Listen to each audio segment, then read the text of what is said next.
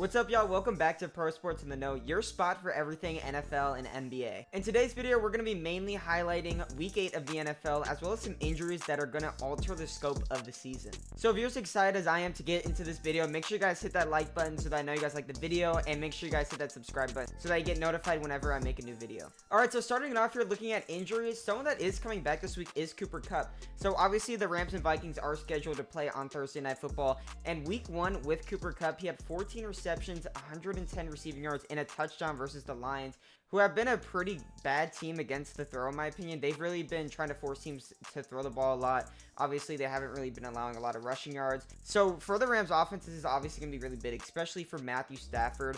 And I mean, going forward, I think that this offense is going to open up a lot more, especially for someone like Kyren Williams, who could potentially have a lot more rushing yards. Going into my next injury, I have Chris Godwin, who actually happened last night in Monday Night Football. Godwin looking like he's out for the year, and this is a really big loss for the Buccaneers. They're losing their top target guy, their top receiving guy. My last injury I want to talk about here is Deshaun Watson, who is actually out for the season.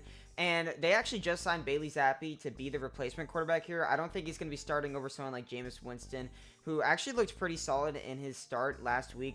But, I mean, going forward, I think that, honestly, Deshaun Watson getting hurt wasn't too bad for the Browns, considering how bad he was for this team. All right, and now with the injury talk out of the way, let's go ahead and start highlighting some of the games here, starting off with the Vikings versus the Rams. We kind of talked about the Rams already with the implications of Cooper Kupp coming into this offense and how much more spread out it's going to be. Looking at the Vikings, though, TJ Hawkinson most likely isn't playing, who is someone that, I'm really looking forward for the Vikings to get back. I'm really curious to see how he's going to play with Sam Darnold. And, honestly, this could be a potential field day for Aaron Jones and Justin Jefferson. The Rams right now are one of the worst defenses in the entire NFL, and I honestly could see the Rams being destroyed if they can't get their offense going. Now with that Thursday Night Football matchup out the way, let's go ahead and look at the Ravens-Browns game, which I think honestly could be pretty solid in my opinion.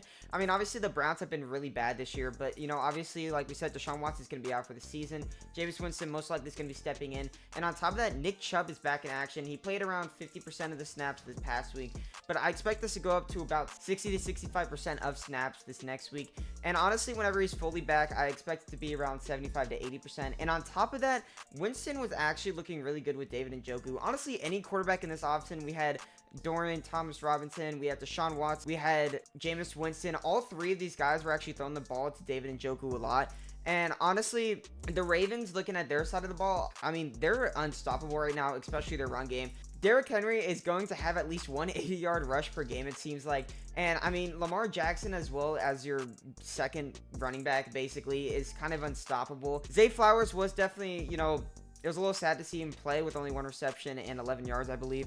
But going forward, I do think that he's going to continue to get involved in this offense. I just think that it was hard with him, especially when he got hurt pretty early on in the game. All right, next up we have the Titans versus the Lions here. Honestly, there's not really much to talk about on the Titans side of things. Obviously, Tony Pollard's going to continue to be this workhorse running back that, honestly, I didn't project him to be. The main thing I want to highlight here for the Lions is Sam Laporta, and he's been very, very bad. Not even just in fantasy, but overall, right?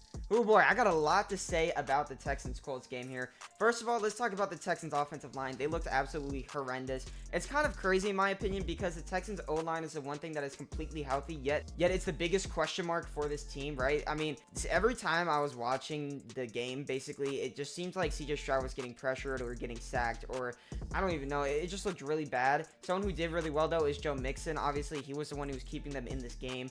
And looking at the defensive side for the Texans, Will Anderson and Danielle Hunter are actually 6th and 1st in pressures this year in the entire NFL, which is definitely something that I honestly expected because of, obviously Will Anderson was a great rookie last year, defensive rookie of the year. Danielle Hunter was top 5 in sacks, so definitely what I expected there. But I mean, looking at this game overall from the Colts side of things, Anthony Richardson could possibly have a bounce back game here. Obviously, against the Texans week 1, he did have a couple of bombs, and I think that the Texans passing defense has been very skeptical.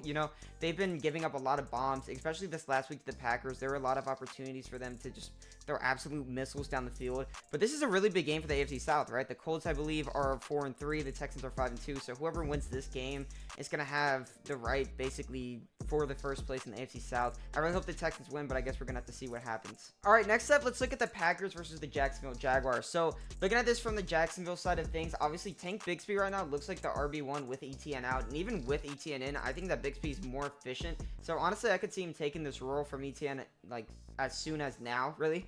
I think that T-Law still needs to settle in a little bit, but, you know, obviously Brian Thomas has been a very good receiver so far. Obviously the wide receiver 1 for this offense. And I think if T-Law keeps targeting him, Evan Ingram, as well as Christian Kirk, I think that their offense is going to be really good and really spread out. Looking at the Packers, though, if you want to talk about spread out offenses, let's look at, you know, the Packers, right? Jaden Reed, their number 1 receiver, is getting around like 7 targets a game, maybe, and if you're the number 1 receiver, you're obviously expected to get like 9 targets a game, but this whole offense is spread out. I mean, I have the stats pulled up here. Looking at the targets overall, Romeo Doubs had 10, Dontayvion Wicks had 6, Tucker Kraft with 4, Josh Jacobs 5, Jaden Reed 4, and I honestly think that that's how you win NFL games. If you spread out your offense, it's obviously not good for fantasy football purposes, but in the NFL, we've seen teams like the Chiefs and the Bills who spread their offense out a lot, and they've been very successful so far.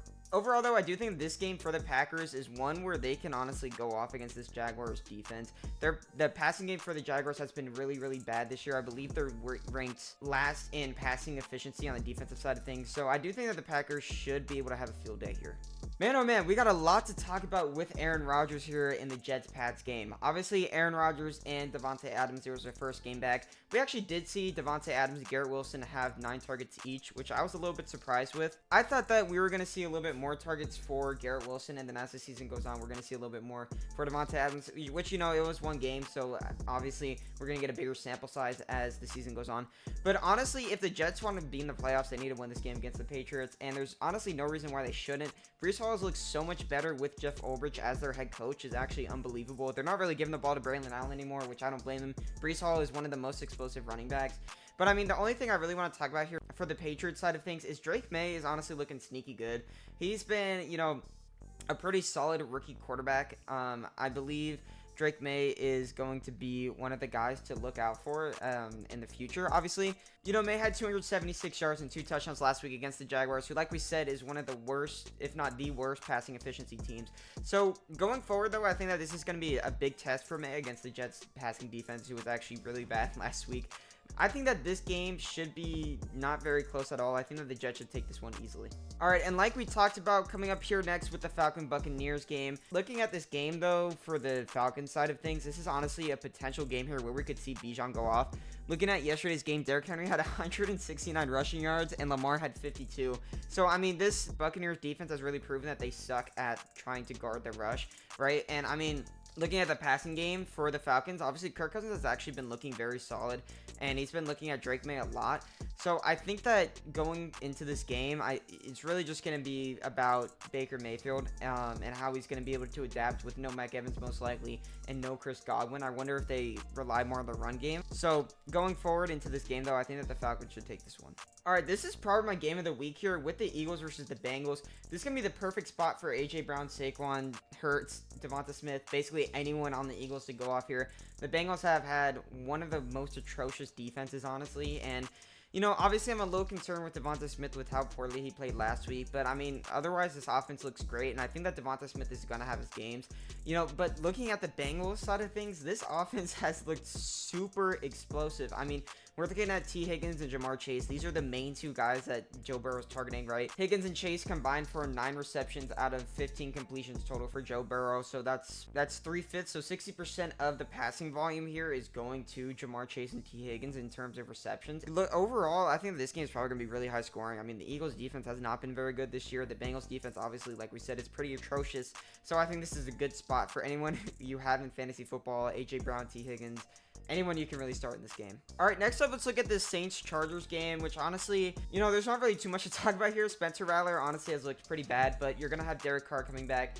And obviously, if Carr comes back this week, hopefully, we're going to see Kamara be a lot better, right? This is kind of like the same thing with Devon Achane on the Dolphins. Obviously, we're also going to have Olave probably coming back after his concussion kept him out last week. I think that Olave is a big add for this offense. But I mean, looking at the Chargers side of things, they actually looked really, really solid last night. Obviously, they sadly lost in a game-winning field goal, but I mean, Justin Herbert had almost 350 passing yards at 349, and I mean, he was really just targeting everyone. I was really surprised that Ladd McConkey only got 5 receptions for 46 yards. Overall, looking at this game, I think that it's probably going to be a pretty close game. Yeah, I mean, going forward, I think that the Saints probably should win this one if they have Derek Carr back, just because I think their offense is going to be so explosive. All right, looking at this Bills-Seahawks game, this honestly could be another pretty good one. Two explosive passing offenses going at it. Josh Allen has really looked great with Amari Cooper, right? I mean, Amari Cooper only played around 50% of snaps, but I mean, he still had, what, 4 receptions for around 60 yards and a touchdown, I believe. The Bills' offense overall is just going to be great as long as Josh Allen is there, like we talked about. I think that, obviously, there's still a little bit of question marks around their defense. I think that they can improve there, especially if they want to win the Super Bowl. But looking at the Seahawks, this is honestly a game for Geno to have a solid spot, especially if they're down in the second half, which I could see happening. The thing with DK Metcalf is that we've heard that he's questionable going to this week, but he really wants to play. But I mean, going to this game, I think that the Bills should take this one, especially with Josh Allen playing the way he is. All right, next up, we got two rookie quarterbacks dueling it out with the Bears versus the Commanders game. Obviously, Caleb Williams has been looking like a stud this year. Obviously, coming off the bye week, we didn't see him play last week, but multiple games over 300 passing yards. He's also had multiple games under 200 passing yards too, which, I mean, I think that's just, you know, kind of rookie growing pains, right? Hopefully, we're going to see Jaden Daniels back. I haven't really heard too much about him. I know he was questionable going into this game. I think this is a spot where we could see DJ Moore and DeAndre Swift. Obviously, we've kind of talked about this all year with the Commanders. If you have anyone playing the Commanders in your fantasy team, you're starting them because the Commanders' passing defense has been absolutely horrendous. Earlier in the year, they were worst in passing efficiency. Right now, I believe they're 26, so they're still really bad. Basically, anyone that plays against them does really well. Even their rush defense is really bad too, so definitely a spot where DeAndre Swift could do really well. Someone like Terry McLaurin is honestly, I'm really high on him right now, right? We even saw without Jaden Daniels and Marcus Mariota in, we continue to see Terry McLaurin get targeted, and he's just been a beast all year. I think he's going to continue to be a beast. I'm so happy for him because he's honestly been a very talented player, but he had Sam Howell last year. Like, he wasn't able to do much there.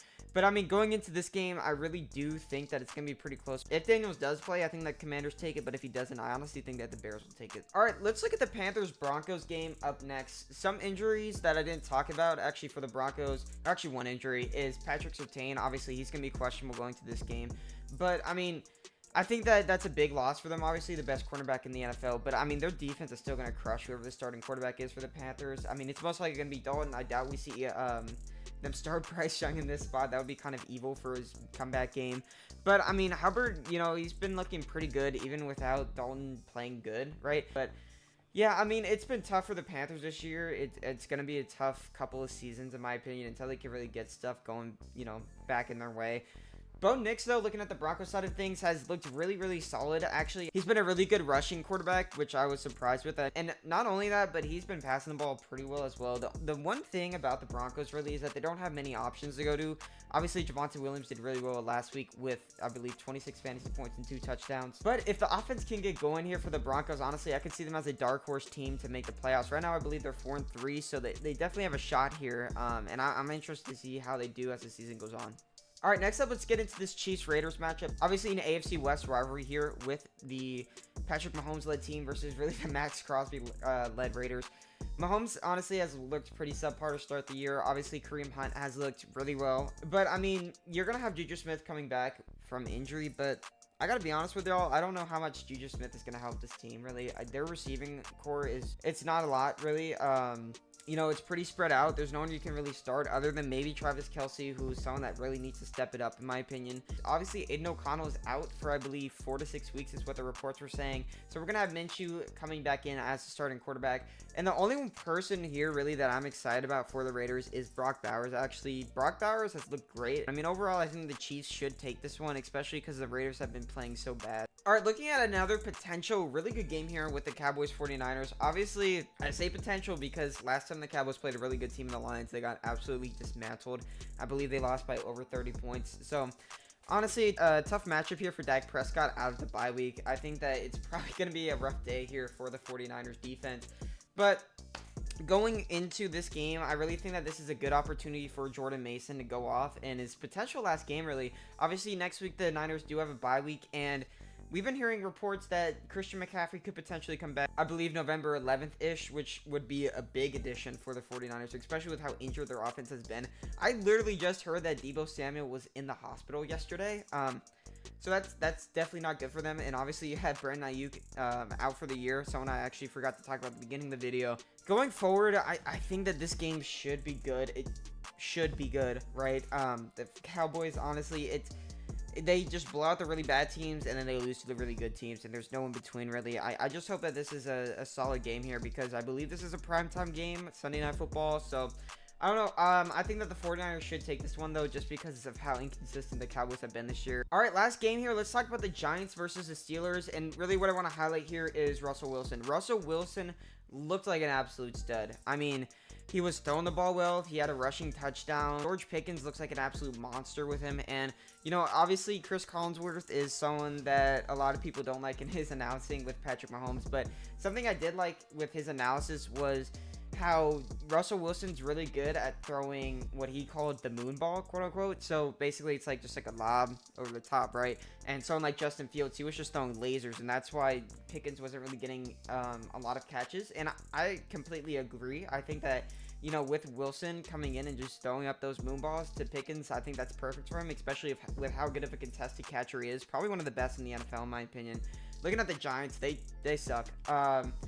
It's like every time I turn on NFL Red Zone and the Giants would come up, you would just see Daniel Jones getting sacked, or just the offense being completely dismantled. Even Malik Neighbors, you know, obviously he's going to continue to get the most targets in this team no matter what. But I believe he only had like 4 receptions for 40 receiving yards. But I mean, overall, looking at this game, I think the Steelers should take this easily. But I am actually really excited to keep watching Russell Wilson in the Steelers offense. All right, y'all, now we got into the end of the video. Make sure you guys like and subscribe if you did enjoy. I really do appreciate it. I'll leave all my links in the description below. And yeah, coming soon, we're going to be dropping some NBA videos, so make sure you guys check out those when they come out. And I really appreciate you guys for watching, and I'll see you in the next video.